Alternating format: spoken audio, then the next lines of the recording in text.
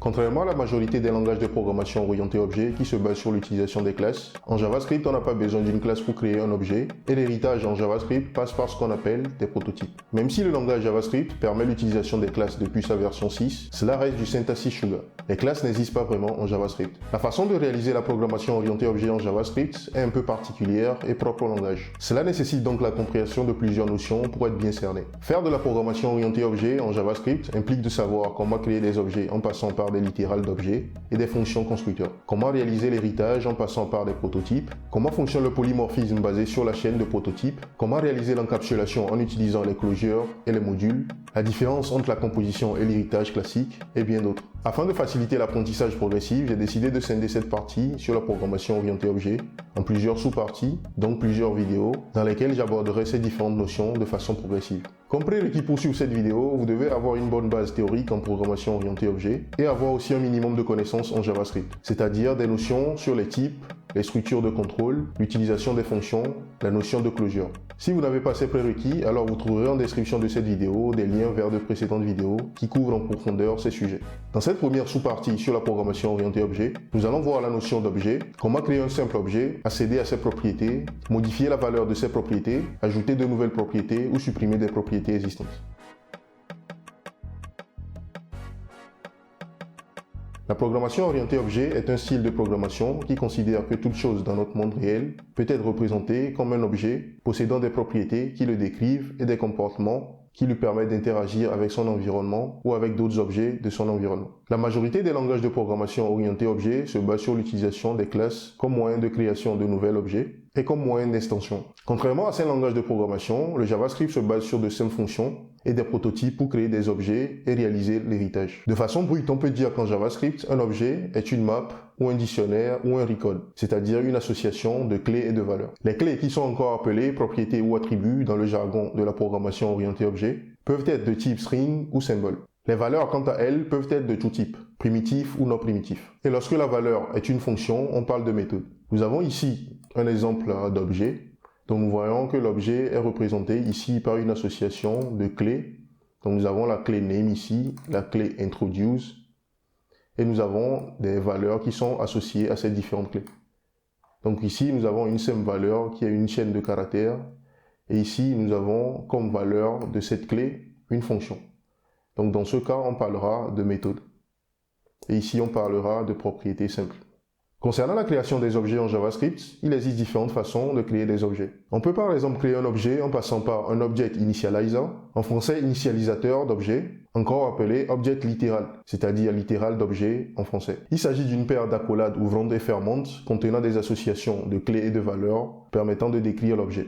Nous avons ici un objet qui est créé en utilisant le Object Littéral ou le Object Initializer. Donc on voit ici que nous avons des paires d'accolades ouvrantes et fermantes à l'intérieur desquelles nous avons des associations de clés et de valeurs qui permettent de décrire l'objet. Les objets créés de cette façon sont des instances de objects, le type non primitif permettant en JavaScript de stocker des collections de clés et de valeurs. Nous créons donc ici un objet doté d'un attribut name représentant le nom d'une personne et d'une méthode introduce qui permet de présenter l'utilisateur. La sémantique derrière ce call, c'est que nous essayons de créer un utilisateur dont le nom est auto et que cet utilisateur peut se présenter en donnant son nom. Donc on peut donc renommer le object que j'ai mis ici en user pour être plus explicite. Comme vous pouvez le voir, on n'a pas besoin de passer par une classe pour créer un objet en JavaScript. Il est également possible en JavaScript de créer un objet en passant par une fonction constructeur en le faisant précéder de l'opérateur new. Donc nous avons ici un exemple qui utilise une fonction constructeur pour créer un objet. Donc ici, nous créons d'abord une fonction constructeur, nous associons un prototype et nous utilisons après l'opérateur new qui précède dans ce cas le nom de la fonction constructeur à laquelle nous passons ici des paramètres. Donc il est possible également de créer des objets en utilisant cette façon de faire. Et cette façon de faire s'apparente à ce qu'on voit dans la majorité des langages de programmation, où on utilise le new suivi du nom d'une classe. Il faut noter que nous n'avons pas besoin de cette deuxième façon de faire si nous ne voulons pas créer une moule que nous réutiliserons plus tard pour créer d'autres objets. Nous reviendrons donc sur cette deuxième façon de faire plus tard dans une autre vidéo lorsque nous aborderons la notion d'héritage. Le JavaScript fournit également une méthode statique create qui permet de créer un objet à partir d'un prototype. Juste pour vous donner également un aperçu de cette façon de faire, elle se présente comme suit. Donc ici, nous définissons d'abord un prototype et nous utilisons après la méthode statique create en lui passant en paramètre le prototype. Donc ici, on crée un objet et la sémantique derrière cette utilisation de la méthode static create, c'est que nous voulons créer un nouvel objet que nous allons affecter dans la variable user et ce nouvel objet aura pour prototype le user prototype que nous avons défini ici. Donc ensuite, nous ajoutons d'autres propriétés sur le nouvel objet qui est créé. Nous reviendrons également sur cette troisième façon de faire et son utilité en détail dans une autre vidéo. Pour la suite, dans cette première partie, nous allons nous limiter à l'utilisation de littéral d'objets pour la création de nos objets. Maintenant que nous savons comment créer un objet, nous allons voir comment accéder à ses propriétés, les modifier et les supprimer. Nous allons donc commencer par créer un nouvel objet en utilisant le littéral d'objet. Donc ici, je vais créer un objet que je vais nommer utilisateur. Donc ici, pour cet utilisateur, je vais lui donner par exemple le nom. Donc je fais name, je lui donne par exemple la valeur Toto. Et je lui donne l'âge par exemple. Donc je vais mettre ici l'âge égal à 20 par exemple. Donc ici, la sémantique, c'est que nous créons un nouvel objet qui est décrit par des différentes propriétés que nous avons ici. Donc un utilisateur dont le nom est Toto et dont l'âge est égal à 20. Donc on peut également ajouter ici une méthode à cet utilisateur. Donc je peux mettre par exemple la méthode ici, introduce par exemple, ou je peux mettre la méthode par exemple getBio, par exemple, qui va nous donner le bio de l'utilisateur. Donc ici, il s'agit d'une fonction qui va nous retourner, dans ce cas, on va simplement procéder à un affichage. Donc la fonction va réaliser un affichage. Donc ici, je vais afficher le bio de l'utilisateur. Donc on va supposer que l'appel de cette méthode va nous retourner par exemple nom. Donc je vais mettre ici name, deux points. Donc je mets le nom de la personne. Donc ici, il faut juste savoir que lorsqu'on est à l'intérieur d'un objet, on utilise 10 pour faire référence à l'objet en question. Donc pour accéder à une propriété de cet objet, je fais 10 suivi du nom de la propriété à laquelle je sais d'accéder. Et ça, c'est lorsque je suis à l'intérieur de l'objet que je possède ainsi. Donc pour l'accès à l'extérieur, donc nous verrons comment le faire tout à l'heure.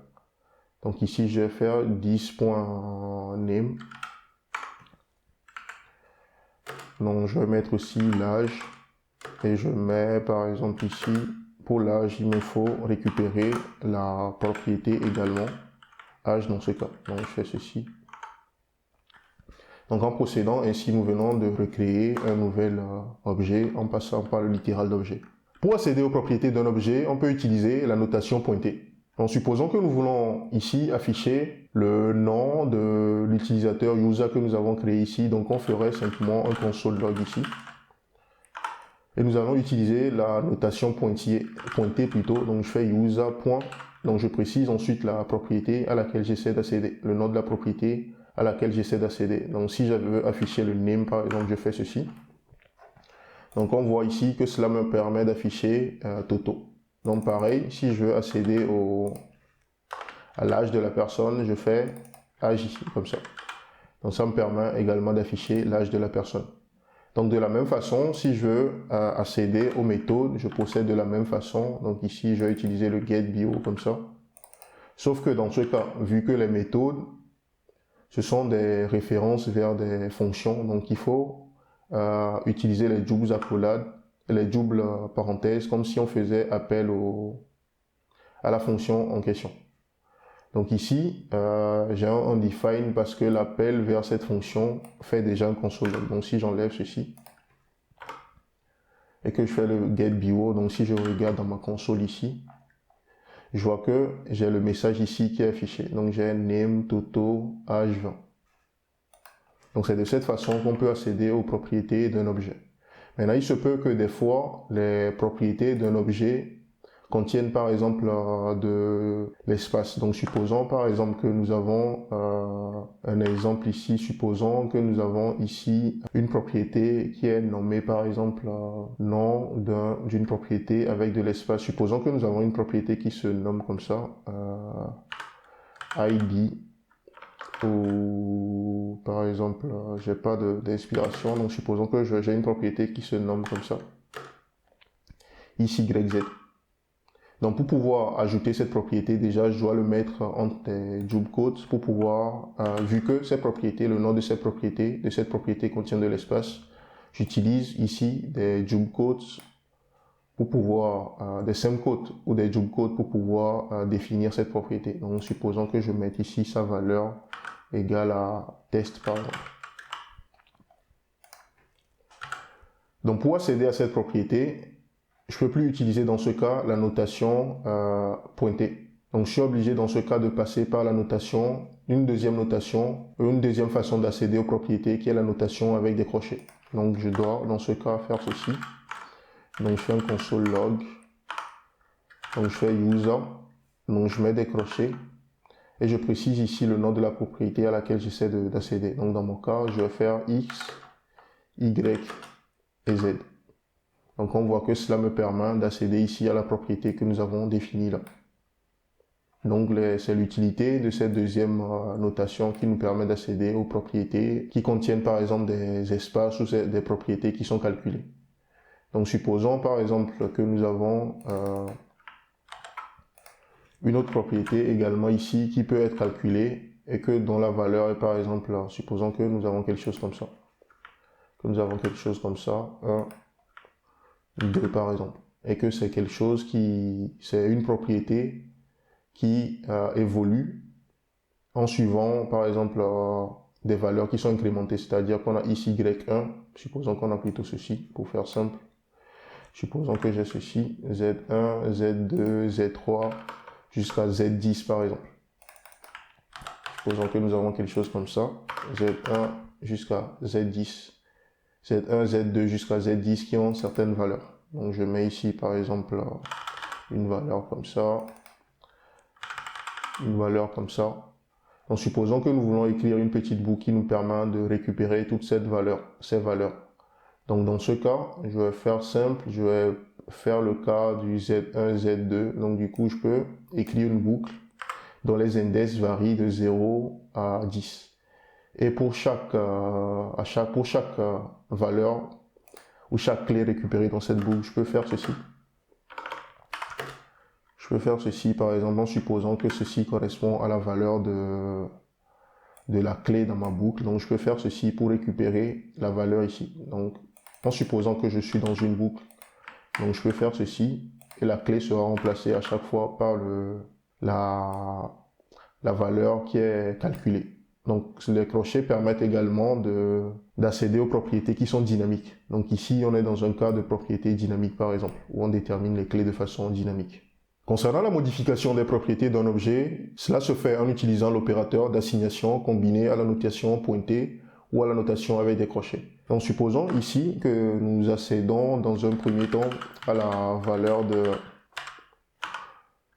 le nom de l'utilisateur ou son âge par exemple. Je vais faire simple, je vais prendre son âge. Donc supposons que nous affichons cette valeur, donc elle correspond à 20. Donc si nous voulons modifier cette propriété, il suffit de lui affecter la nouvelle valeur en utilisant l'opérateur d'assignation. Donc il me suffit de faire ceci, user.age, et je lui donne ici la nouvelle valeur que je veux. Donc si je veux 30 par exemple, je fais ceci. Donc si nous affichons à nouveau la valeur de cette propriété ici, donc si je fais un console log ici, et que j'affiche de nouveau la valeur de cette propriété, on voit qu'elle a changé, elle est passée de 20 ici à 30 parce que nous avons procédé ici à sa modification.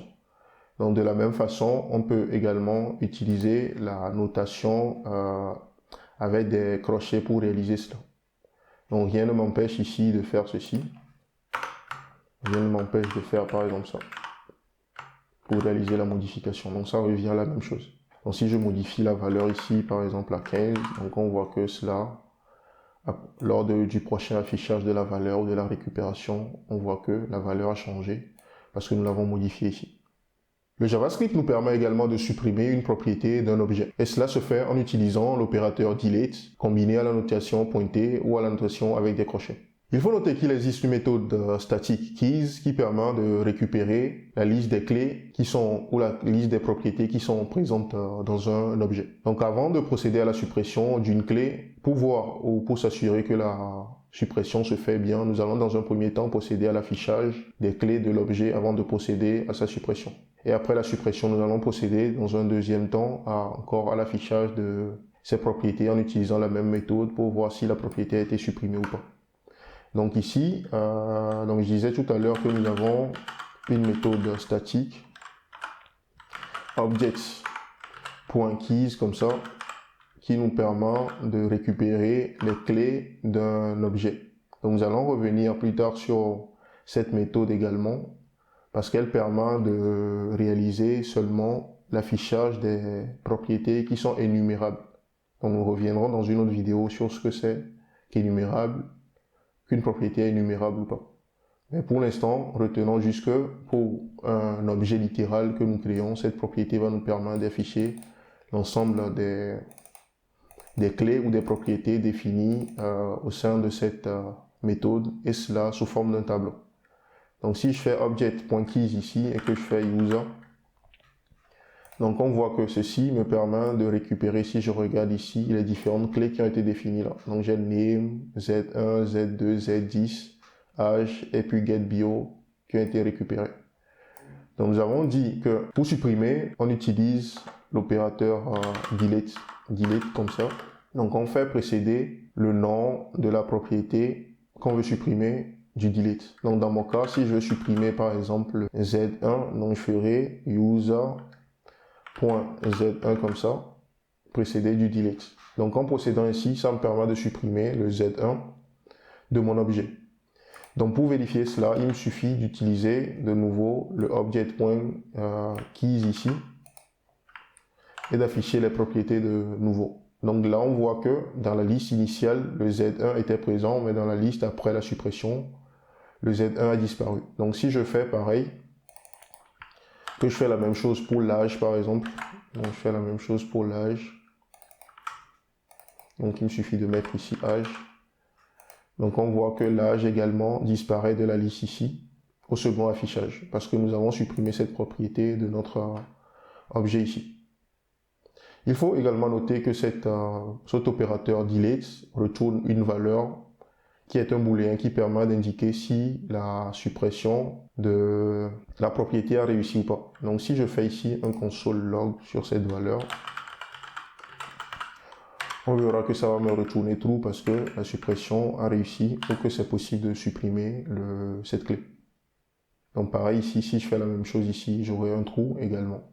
Donc une chose également à savoir, c'est que lorsque nous essayons d'accéder en JavaScript à une propriété qui n'existe pas au niveau d'un objet, la valeur retournée est undefined. Donc ici, si je sais d'accéder, par exemple, supposons que ici, j'essaie d'accéder à une propriété, par exemple, test qui n'existe pas au niveau de user. Donc si je fais user.test comme ça, donc on voit que cela me retourne undefined parce que cette clé n'existe pas ici.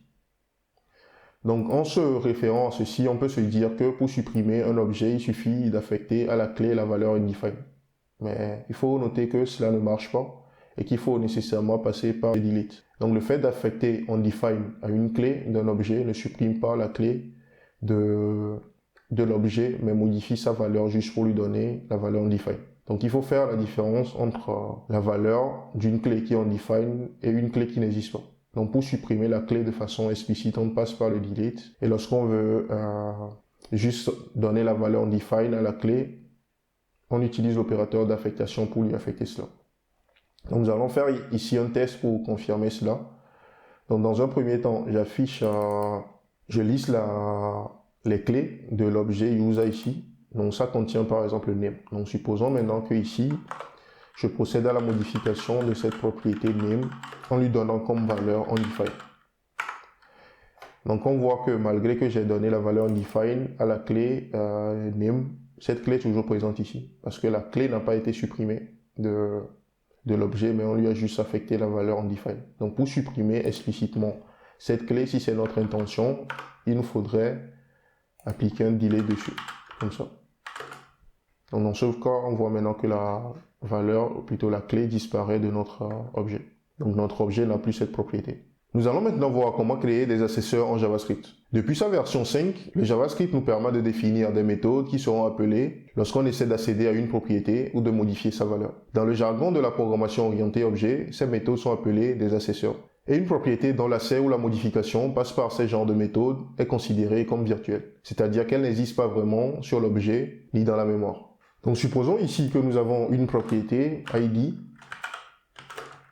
qui a par exemple la valeur 1, 2, 3, 4. Supposons maintenant que nous voulons accéder à cette propriété en passant par des accesseurs ID, c'est-à-dire que nous voulons que lorsque l'utilisateur fait ceci, qu'il puisse accéder à cette valeur ID. Et lorsque l'utilisateur fait ceci, user.id égale à 12 par exemple, que cela modifie cette valeur ID que nous avons définie ici. Donc pour pouvoir faire cela, on peut passer par des accesseurs. En JavaScript, pour créer des accesseurs, il suffit de mettre le nom de la clé à utiliser lors de l'accès ou de la modification et de le faire précéder par set ou get selon que nous voulons créer un accesseur en lecture ou un accesseur en écriture. Donc supposons que nous voulons dans un premier temps créer un accesseur en lecture de cette propriété en passant par la clé ID. Donc il nous suffit ici de mettre d'abord la clé. Donc c'est un accesseur en lecture. Donc du coup, nous allons mettre ici un get. Donc il faut noter que les accesseurs, ce sont des fonctions. Donc on définit une nouvelle fonction ici. Donc j'ai remis une virgule ici. Donc cette fonction maintenant sera appelée à chaque fois que nous essayons d'accéder à la propriété ID.